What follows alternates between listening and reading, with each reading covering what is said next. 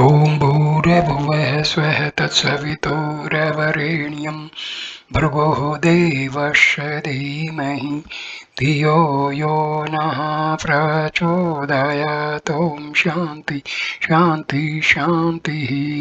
Namaskar my dear friends, this is video number 9 part 2 and chapter 1 and verse 3 of Katha Upanishad. It is through Atma that one knows form, taste, smell, sounds, touches, and carnal pleasures. Is there anything that remains unknown to Atma? This verily is that Atma, which is pure consciousness and the ultimate knower. Is there anything, etc.? All is known through the knowledge of Atma. This verily, etc. That is to say, what Nachiketa asked of the king of death as his third boon is nothing but Atma. According to Vedanta, Atma, which is pure consciousness, is the subject of real seer. All outer things, including body, senses, mind, and ego, are the object or the scene. The object is devoid of consciousness. When a sense organ perceives an external object, it is really Atma, that is the perceiver. Atma uses the sense organ as an instrument. For example, when a heated iron ball burns something, it is really the fire that burns and not the iron. The sense organs and outer things consist of inert matter. Both are object of perception. If a sense organ of itself could perceive an object, say a tree, then the latter also could perceive another object. Since self-knowledge is subtle and profound, the idea of the previous verse is restated. Verse 4. It is through Atma that one perceives all objects in sleep or in waking state. Having realized the vast all-pervading Atma, the calm soul does not grieve. A man experiences three states of consciousness in the relative world, namely the waking state, the dream state, and deep sleep. In the waking state, the senses and the mind function. In dreams, the mind alone functions. Dreamless sleep is characterized by an absence of activity on the part of both the senses and the mind. Atma is the witness of the activities of the waking and dream states and of their absence in dreamless sleep. All relative states are subject to change. Atma alone being the witness of all changes is unchanging. A man realizing himself as the immutable Atma becomes free from fear and grief. The individual soul, which is the experiencer of the results of actions and the supporter of the prana and the sense organs, in reality is unconditioned by time and is the supreme lord of all. Verse 5. He who knows the individual soul, the experiencer of the fruits of action as Atma, always near and the Lord of the past and the future, will not conceal himself from others. This verily is that knows, etc. That is to say, realizes the non-duality of the individual soul and Brahma. Individual soul, which is conditioned by the pranas, the senses, and other material adjuncts. Experiencer, etc. The words in the text mean literally honey enjoyer. A man seeks the fruits of action as he would seek honey. Past and future. The present is also to be included. Conceal. As long as a man thinks of Atma as non-eternal and limited, he succumbs to fear and tries to conceal his thoughts and actions from others for his own protection. But if he knows Atma to be non-dual and indestructible, he then has no reason whatsoever to be secretive.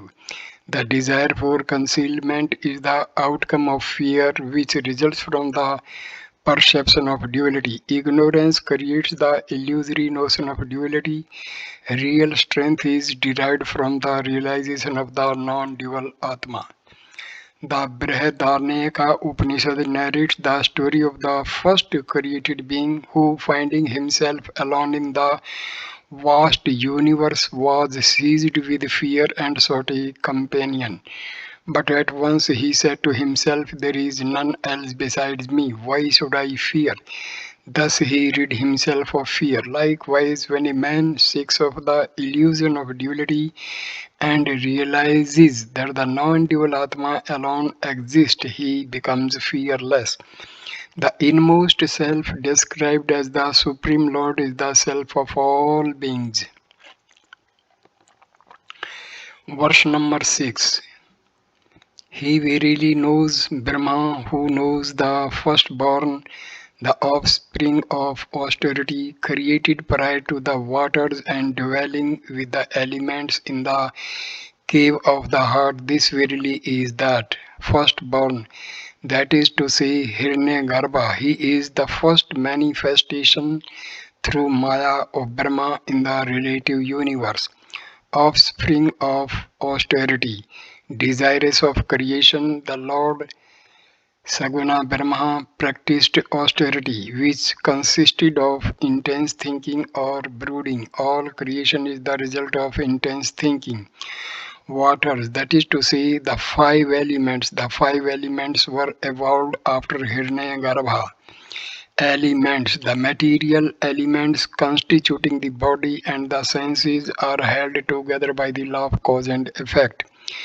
Desirous of creation, Brahma subjects itself to intense thinking. The first result of this thinking is Hiranyagarbha, or the world soul. Next are evolved the five material elements, which in turn produce the bodies of all creatures: gods, man, animals, birds, trees, and so on. Then Brahma enters into these bodies as their soul. Thus individualized, he dwells in the hearts of all, surrounded by the pranas and the organs, and experiences various objects. Hiranyagarbha and individual soul, being the offspring of Brahma, are of the same nature as Brahma, as ornaments made of gold are nothing but gold. Furthermore, verse 7. He verily knows Brahma, who knows Aditi, the soul of all deities, who was born in the form of prana, who was created with the elements, and who, entering into the heart, abides therein. This verily is that Aditi, the eater or experiencer, an epithet applied to Hiranyagarbha, because as the world soul he is the experiencer of sound, taste, and all other objects of the universe, soul, etc. That is to say, who contains within himself all beings. The deities are mentioned here because they are superior beings in the relative universe. Prana, the word refers to Hiranyagarbha, who is the cosmic life created with the elements. The reference is to the individual soul, which appears to be born with the material elements that constitute the physical body, abides, etc., as the individual soul. This verse, like the previous one, refers to Hiranyagarbha, the first manifestation of Brahma in the relative universe. Another manifestation of Brahma is the Jiva, or individual living being.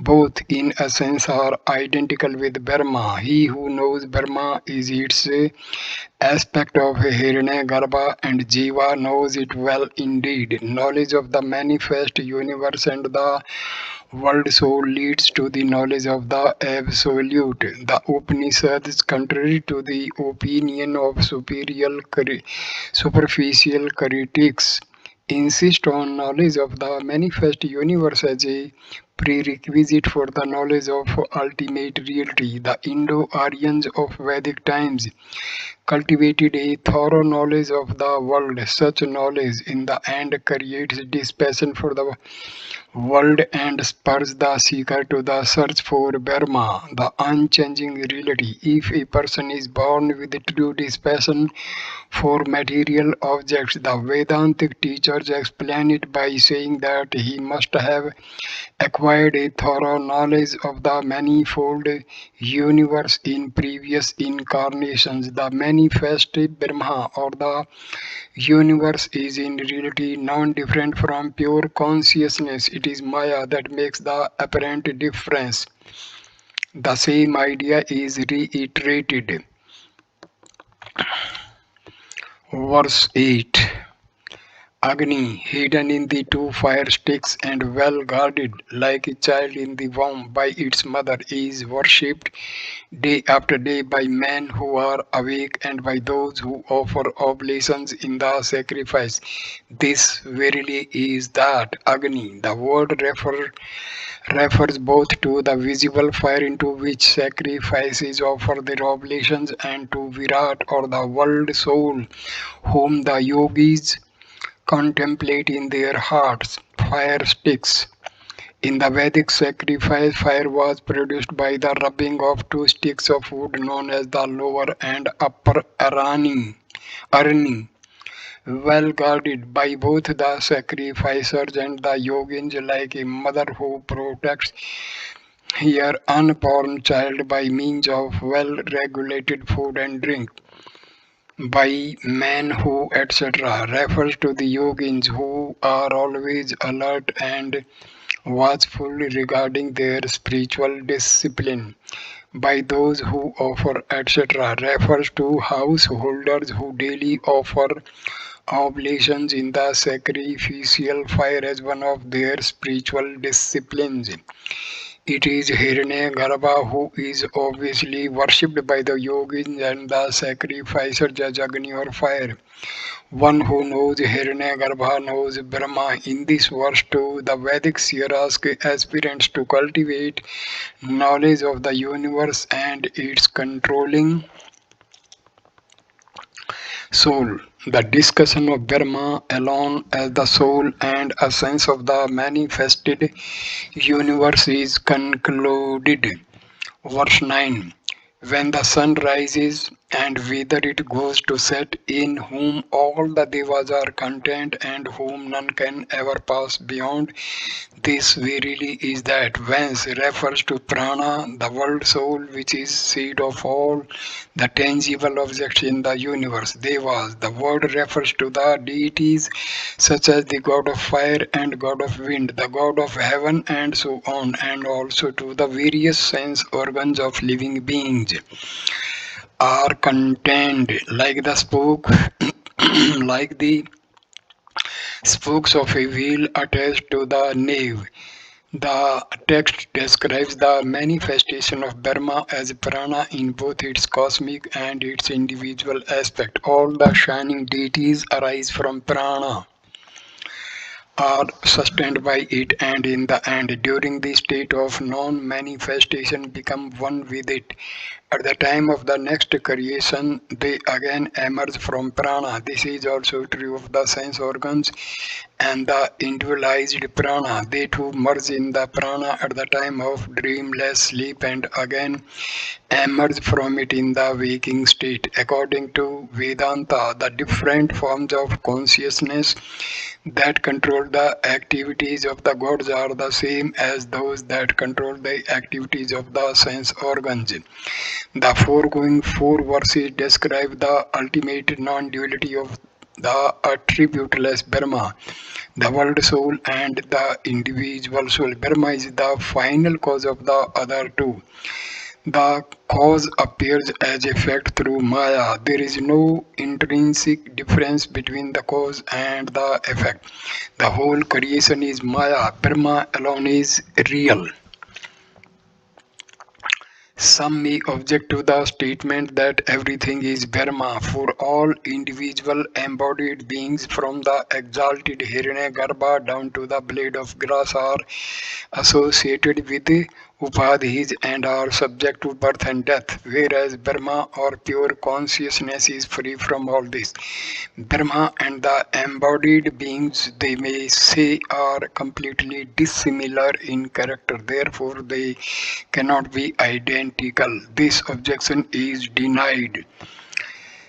Verse number 10.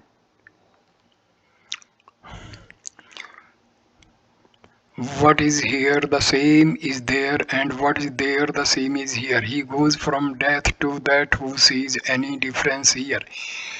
What is here? That is to say, what appears to non-discriminating persons as a phenomenal being subject to the laws of time, space, and causation, but from the standpoint of truth, is nothing but pure Brahma.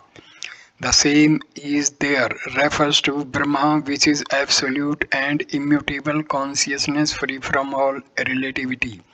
What is there? Pure consciousness, which is the inmost self of all. The same is here. What appears to be a phenomenal being subject to the conditions of name and form, cause and effect, death to death. The unillumined soul is subject to repeated births and deaths, which are characteristics of the relative world. Any difference, such notions as I am other than the Supreme Brahma or the Supreme Brahma is other than me. The apparent difference between the Jiva or individual being and the Creator results from the Upadhi or limiting adjunct. The Upadhi is created by Maya or ignorance, that is to say, Brahma or pure consciousness appear through Maya to be conditioned by cosmic ignorance and then now becomes known as the Creator. And the same Brahma, when conditioned by the individual Buddhi, appears as the Jiva. With the destruction of ignorance, the limiting conditions are also destroyed. Then one sees Brahma alone everywhere. Here, that is to say, in Brahma, which has never become the many. When a man becomes, he takes the dream objects to be real. On awakening, he realizes them to be unreal, but takes the waking objects to be real. On the attainment of knowledge, the same person realizes the waking experiences to be as illusory as the dream ones.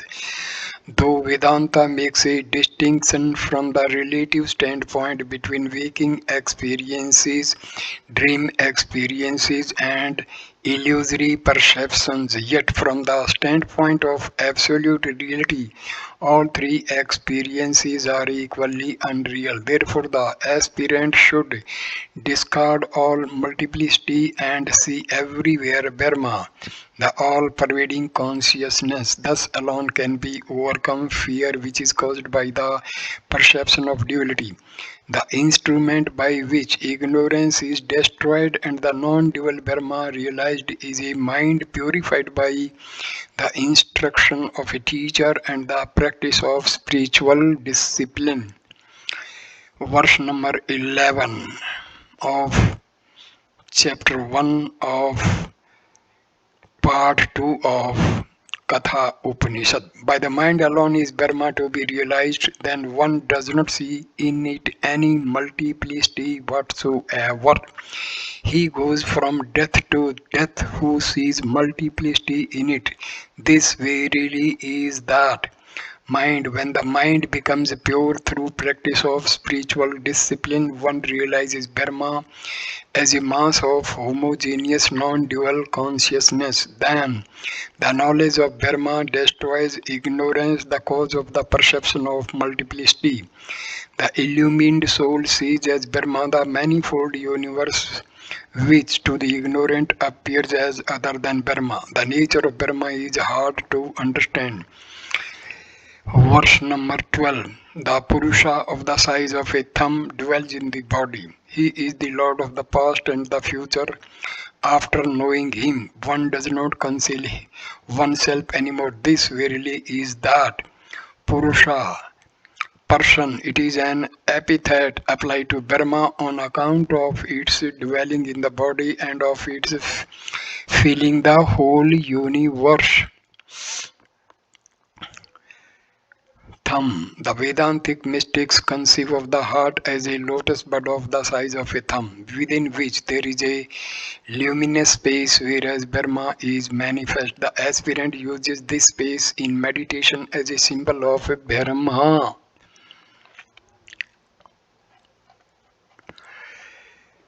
Furthermore, stanza number 13, the Purusha of the size of a thumb is like a flame without smoke. The Lord of the past and the future, He is the same today and tomorrow. This verily is that flame, etc. This is how Atma should be meditated upon. It is pure light without a trace of smoke or worldliness. Today, etc. Atma always remains the same, unaffected by the actions of the body and the mind.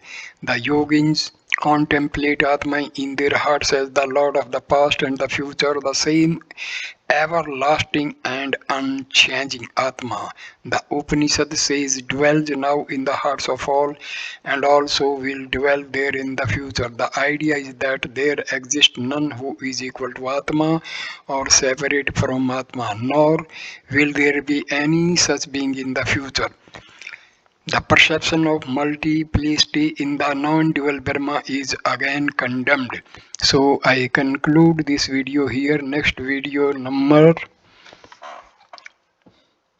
10 will start with verse number 14 of chapter 1 of part 2 of Katha Upanishad. Thank you for watching this video. Please like, comment and share the video and subscribe the channel. Thanks a lot. Namaskar my dear friend.